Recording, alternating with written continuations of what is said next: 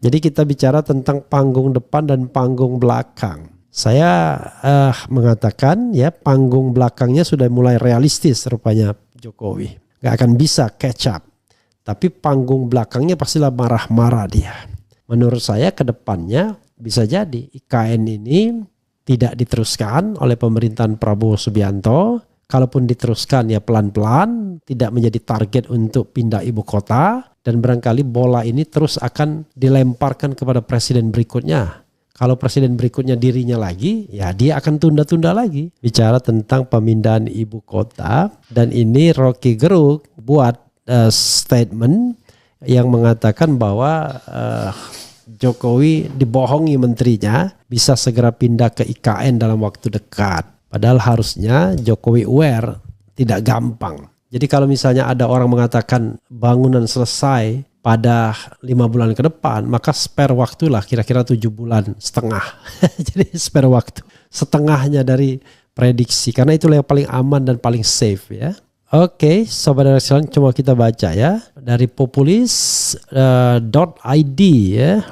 Populis Jakarta, pengamat politik Rocky Gerung merasa Presiden Joko Widodo Jokowi dibohongi para menteri bisa pindah ke ibu kota Nusantara IKN yang terletak di Kalimantan Timur dalam waktu dekat.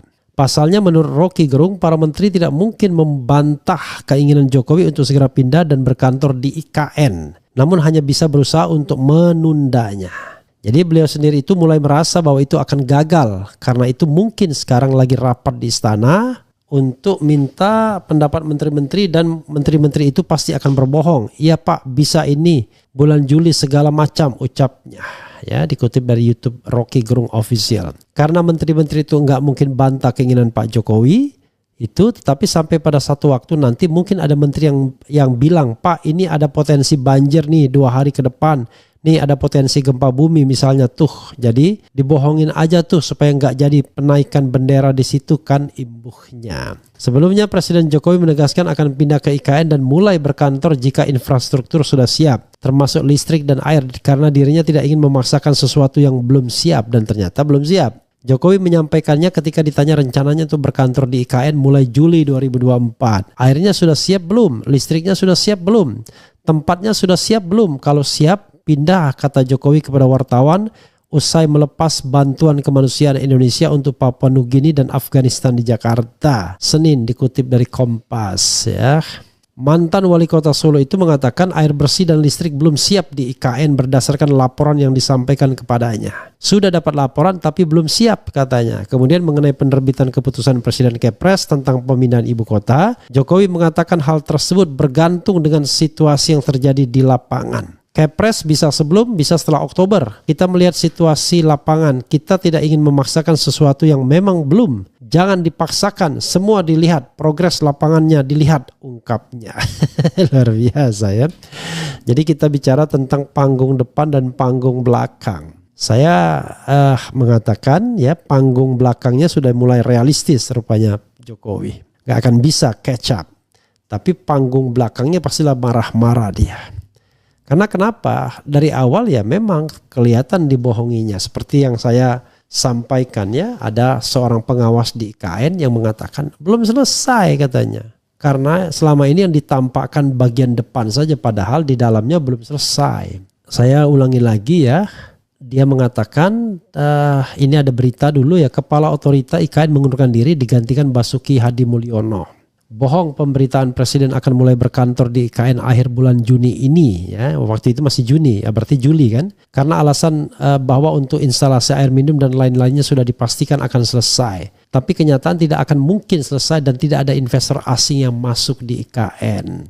Lalu dia juga mengatakan kepada saya, tampak depan istana diperlihatkan kesannya selesai tapi dalamnya hampir 50% belum selesai. Untuk lapangan upacara saja yang kesannya selesai. Karena selama ini dikerahkan untuk menyelesaikan untuk mau dibuat upacara 17 Agustus nanti. Jadi sengaja dikerahkan ya biar selesai. Untuk gedung-gedung yang lain strukturnya saja yang kerjakan tapi arsiteknya belum dikerjakan. Jadi ada pekerjaan arsitek, ada pekerjaan struktur ya, struktur di awal. Untuk masyarakat sekitar Kecamatan Sepaku sepertinya tidak terlalu antusias dengan adanya peringatan 17 Agustus ini. Saya aja orang yang terlibat langsung di sini, _IKN aja sama sekali tidak optimis, melainkan pesimis karena untuk jaringan pekerjaan MEP itu saya lupa ya, mechanical electricity apa gitu, plumbing ya kalau nggak salah, mechanical electricity plumbing. Jadi hal-hal yang berkaitan dengan syariat pengairan dan listrik ya, listrik dan air lah, khususnya untuk listrik, air, dan kemudian juga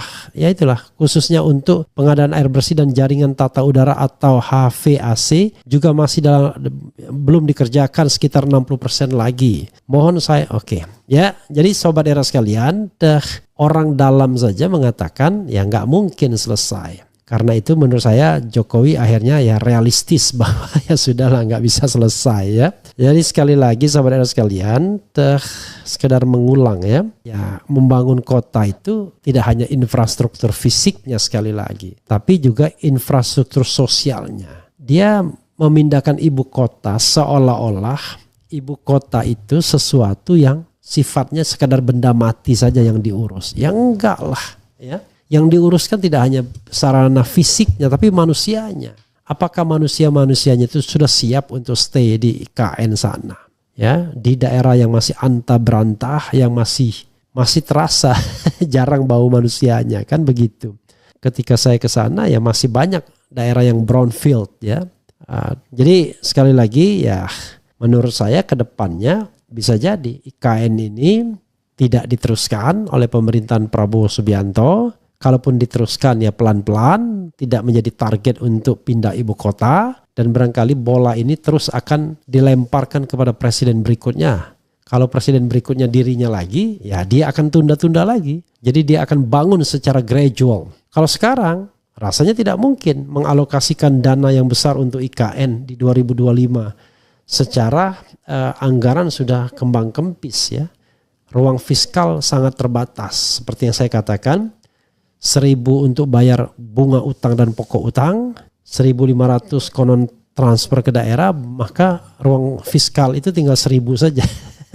Jadi nggak mungkin lagi sobat era sekalian ya untuk mempertahankan pembangunan sementara investor tidak mau datang. Ya, mana mau investor datang? Investor datang itu kalau infrastruktur sudah lengkap. Kalau dia disuruh bangun infrastruktur sendiri, maka yang akan bangun bukan investor tapi Intel, jangan-jangan ya.